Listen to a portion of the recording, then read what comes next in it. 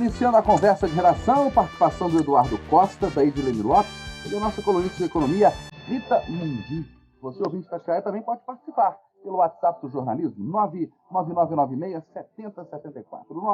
99996-7074. Você manda para a gente a sua opinião em mensagem de texto. Não se esqueça de colocar o seu nome para facilitar a nossa interação aqui. Viu?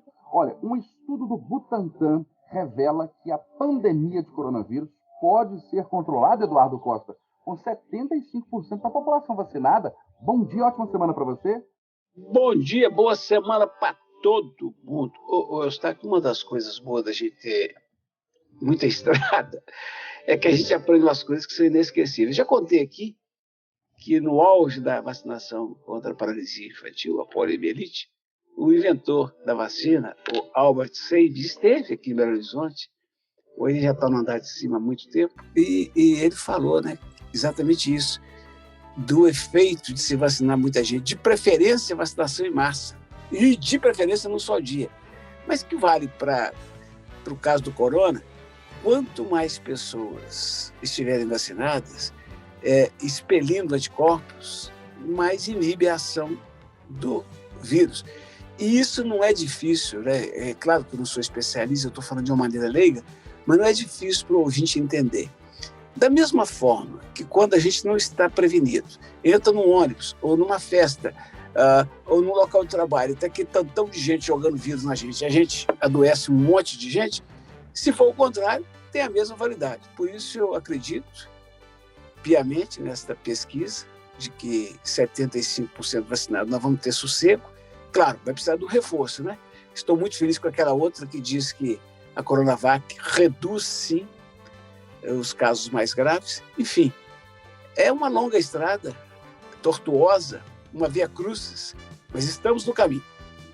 Quem dera, Edilene Lopes, que a gente chegue a esse percentual ainda neste ano no Brasil. Bom dia para você. Bom dia, Eustáquio Ramos. Bom dia a todos. Quem dera, meu amigo. Se a gente fizer as contas, as vacinas começaram a ser aplicadas no início de janeiro, então a gente tem 4 meses de vacinação.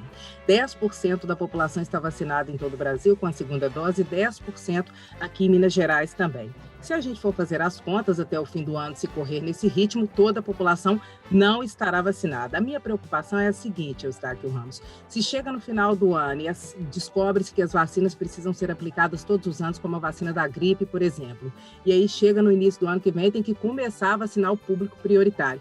Que horas que a maior parte da população vai vacinar, Eustáquio Ramos? Que horas que a vacina vai chegar para nós, meu amigo? Vem em mim e vacina, mas tá difícil, viu? Você acredita, Rita, que a gente pode chegar nesse patamar até o final do ano aqui no Brasil? Bom dia mais uma vez. Bom dia, Eustáquio. Bom dia a todos. Um bom dia e uma boa semana para todo mundo. Amém. Eu acho que nós teremos um aumento na velocidade de vacinação a partir agora de junho. Pelo menos é o que se espera, né? Com a compra de 200 milhões da vacina da Pfizer, que a gente já sabe que a Anvisa agora está permitindo que ela seja armazenada em geladeira comum. Então, o grande problema dessa vacina era a conservação dela.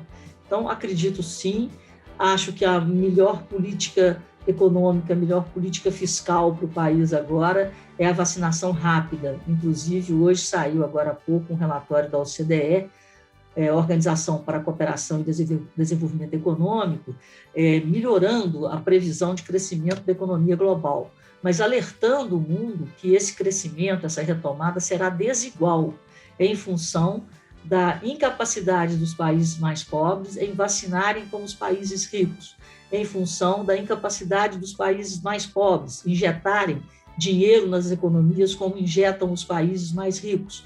Mas chama atenção também para que aqueles países que são exportadores de commodities, como é o caso do Brasil, terão uma performance melhor. Agora, aos 45 minutos, daqui a pouquinho a gente faz o contato com a Rita Mundim para concluir o raciocínio dela. Enquanto isso, Edilene Lopes, a gente passa para o nosso tema 2, que é um tema muito triste. Violência policial contra ciclista negro em Goiás gera revolta nas redes sociais.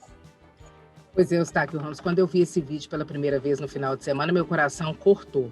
Porque eu sei muito bem sobre a realidade desse vídeo. Eu sou preta, todo mundo lá em casa é preto. Eu cresci com a minha mãe falando com meu irmão para não ficar parado na esquina, porque ele poderia ser confundido, sofrer uma abordagem policial. Por que a gente vê isso acontecer no Brasil? Existe um estereótipo do que é a imagem do criminoso, e ela está associada às pessoas negras, Isso está associado à história do Brasil. O fim da escravidão, os negros colocados às margens, os senhores resolveram contratar para trabalhar nas fazendas a população que veio de imigração europeia e os negros ficaram às margens, formando o que hoje são as vilas e favelas, e começaram a cometer alguns delitos.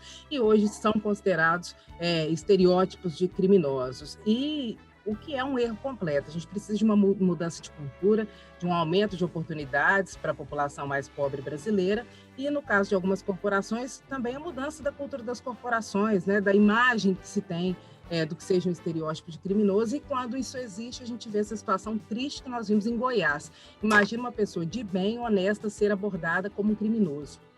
As mães que estão em casa me escutando e as mães negras sabem como é isso. Ter um filho negro, ele não vai ter o mesmo tratamento que um filho branco criado da mesma forma teria, ou seja, ele pode ser considerado um suspeito e uma pessoa branca não seria considerada. Então isso é muito triste, para todo mundo refletir, essa é uma defesa que todo mundo deve fazer, Eustáquio Ramos, é uma situação triste. Se colocar no lugar desse rapaz humilhado da forma como ele foi, estava só andando de bicicleta, é triste demais, meu amigo, é uma realidade que a gente precisa mudar. Ô Rita, antes de você falar sobre esse tema 2, você quer concluir seu raciocínio a respeito da vacinação? Pois é, eu peço desculpas aí pela tecnologia desse século XXI, né? Todo mundo na internet acaba caindo. Eu não sei até onde que eu estava no ar, mas só para fechar o raciocínio, a OCDE, né, ela chama atenção para essa desigualdade na retomada, em função das condições diversas dos países ricos para os países emergentes. E no relatório do Fundo Monetário Internacional, que foi divulgado antes, que também revisou para cima o crescimento da economia global, o Fundo Monetário chama a atenção para os países ricos para cooperarem para a retomada da economia nos países mais pobres. Então, o mundo tem que se solidarizar, né, e tentar minimizar essas distorções para que o crescimento, para a retomada da economia, seja o menos desigual possível. Rita, e sobre essa questão da discriminação, do racismo, nosso tema 2 aqui, a violência policial contra o ciclista negro em Goiás. Toda vez que vem um caso como esse, a pergunta é a mesma, até quando? E ele se repete. Pois é, Eustáquio, eu acho que isso é uma distorção da sociedade, né? Uma distorção cultural. Quer dizer, não existe mais a escravidão, mas o racismo impera. Então, eu acho que é uma questão cultural que tem que ser trabalhada diariamente, né? Como disse a Edilene, uma questão de formação do indivíduo. Então, assim, não só as mães negras, mas principalmente as mães brancas têm que trabalhar a igualdade na cabeça de seus filhos. Então, eu acho que é uma disfunção da sociedade e que tem que ser, sim, e isso não acontece só no Brasil, a gente vê nos Estados Unidos, pelo mundo afora. Então, isso é muito triste, que em pleno século XXI a gente pregue tanto a diversidade, mas, na prática, a sociedade ainda tem seus deslizes. Eduardo, aqui tem um posicionamento um pouco diferente do nosso ouvinte, Romildo, ele é de Contagem. Ele está dizendo o seguinte, o que ele viu nas redes sociais foi a imprensa com discurso esquerdista dividindo o país. Ele está dizendo o seguinte, não sei por que frisar a cor do ciclista, o policial também é negro. E ele falou que esse discurso da gente divide a população por raças. O que eu tenho dito com muita insistência é que há ódio no ar, né? Independentemente de cor. Mas, naturalmente, que a coisa é reforçada quando o cidadão é negro, e isso não há o que discutir. O que eu treino as minhas filhas para fazer, meu caro Eustáquio, as duas são brancas, o que eu treino para fazer é o seguinte, diante de uma abordagem policial, independentemente do tom de voz do cidadão que está do outro lado, fardado ou não, na medida que ele se identifica com o policial e fala, documento, entregue. Se ele tiver muito atrás, o que você está fazendo aqui? Eu só estou fazendo isso, com voz tranquila, sem enfrentamento, porque Minas são muitas e a polícia também. Então, você nunca vai controlar um cidadão. Nós tivemos, nesse fim de semana, e eu escutei isso da Itatiaia, um cabo da PM em Santa Luzia que espancou o motorista de aplicativo. Ele disse que o motorista mexeu com a mulher dele. Mas o motorista disse que a mulher dele queria entrar no carro sem máscara. Ele falou que não podia. Ela falou, você não conhece meu marido. Ele bate muito. E ele bateu muito. Esse caso de Goiás, por mais que eu queira ser simpático aos policiais, por mais que o rapaz pudesse também ter sido ter reagido num tom mais baixo, entregue documento, explicado, está claro que é indefensável. O moço arranjou um lugar legal, ligou o celular e estava fazendo suas manobras para botar no YouTube dele lá. E, de repente, eles chegaram, documento e tal, e algemaram o cara. Uma violência gratuita. E, infelizmente, ela está em toda parte. Bom, a China, Eduardo Costa, muda políticas de natalidade e autoriza casais a terem mais de um filho. Eu, não apenas pelo que leio e que vejo, mas eu que estive lá, né, pelo menos 2 cidades, Xangai e Pequim, é gente demais, sabe? É gente demais. Agora, eu não sei se você percebeu que coisa de uns 5 anos, talvez 8 atrás, eu não sei exatamente, teve uma gripe suína lá, eles destruíram o rebanho todo, estão refazendo o rebanho. Eles não brincam. Para eles terem anunciado que vai liberar na semana, porque estão se armando, se preparando. Mas ainda assim, eu acho que se o Brasil tiver juízo, souber conciliar o agrobusiness, o agronegócio com o meio ambiente e continuar ponteando na produção de alimentos, o Brasil tem muito a ganhar, porque o alimento, quanto mais boca, mais alimento precisa. E nisso o Brasil é craque. Eu acho que é isso. Eu torço para que os chineses sejam felizes e que a gente produza mais e mais. Se eu não estivesse satisfeito com a minha profissão, eu ia montar uma produção de pombo, viu, Star? Porque o povo que gosta de comer um pombo e é cozido, branco, e o pescoço fica no prato, aquele pescoço quebrado, o zoinho dele olhando para a gente, fala, cruz, credo. Ô Rita, só para o ouvinte ter uma ideia da disparidade populacional, o Brasil tem 210 milhões de habitantes. A China tem 1 bilhão e 400 milhões de habitantes. Pois é, mas o que os chineses estão fazendo? Eles estão recompondo a força de trabalho deles, né? Fizeram as contas, a população está envelhecendo, então eles estão recompondo a mão de obra. Normal, né? Normal que o país faça essas contas e que recomponha a mão de obra. E você, Edilene Lopes? Oi, Eustáquio Ramos, só de pensar, a China, muito populosa, e por isso controle de natalidade, limitação do número de filhos, mas de pensar que o Estado pode intervir a esse ponto na sua escolha sobre o número de filhos que uma família vai ter, isso é bizarro, né, Eustáquio Ramos? E políticas de controle de natalidade eu acho que é algo muito polêmico. Agora, uma política pública de planejamento familiar, eu acho que ela pode ser bem-vinda. Acho que as pessoas precisam desse suporte. Em algumas áreas que são essenciais, precisam do apoio do Estado, que é saúde, educação, segurança pública. E, como parte da saúde, pode haver também a orientação para o planejamento familiar, considerando que existem várias composições de famílias. Isso é natural, isso é muito bem-vindo, mas você tem que se preparar quando vai trazer alguém ao mundo, porque para que essa pessoa também tenha uma vida digna. Então, até esse ponto, eu acho que é legal. Agora, quando eu penso em controle de natalidade, eu acho absurdo. A Rita falou aqui em recomposição da mão de obra, e é nisso que a China pensa, né? Apesar de ser um país dito comunista, né? Um país comunista, a China é um país que só pensa em produzir coisa para vender. E aí o pessoal lá vive muitas vezes em condições desumanas, né? Isso é muito, muito louco de pensar. Rita Mondinho, hoje é comemorado o Dia Mundial Sem Tabaco. Enquanto fumar é um dos principais fatores de risco para a Covid-19, a pandemia fez aumentar o consumo de cigarro. Cigarro, de bebida, né, Eustáquio? É o problema psicológico. E as pessoas vão pegando as válvulas de escape. E, infelizmente, cigarro e bebida funcionam na sociedade moderna como válvulas de escape. É triste que isso tenha acontecido, porque a gente sabe o mal que o cigarro faz, né? E o álcool também, se for consumido em grande quantidade. Drogas, né, Eustáquio? Drogas. Todas as drogas fazem muito mal para a saúde. Mas isso aí é mais um efeito colateral perverso dessa pandemia. Tomara que passe logo. Eduardo, esse aumento foi na pandemia, mas a gente tinha, antes de março do ano passado, antes da pandemia, uma redução drástica, né, nas últimas décadas aí, do número de fumantes do país. As gerações atuais são muito mais inteligentes, né? Essa geração da Edilene, das minhas filhas, elas percebem claramente do que se trata, né? Eu posso falar de cadeiras, tá? Porque eu fumei 30 anos, eu sei o quanto é gostoso fumar. e o quanto é viciante. Dizem que são 4.700 substâncias que só fazem mal.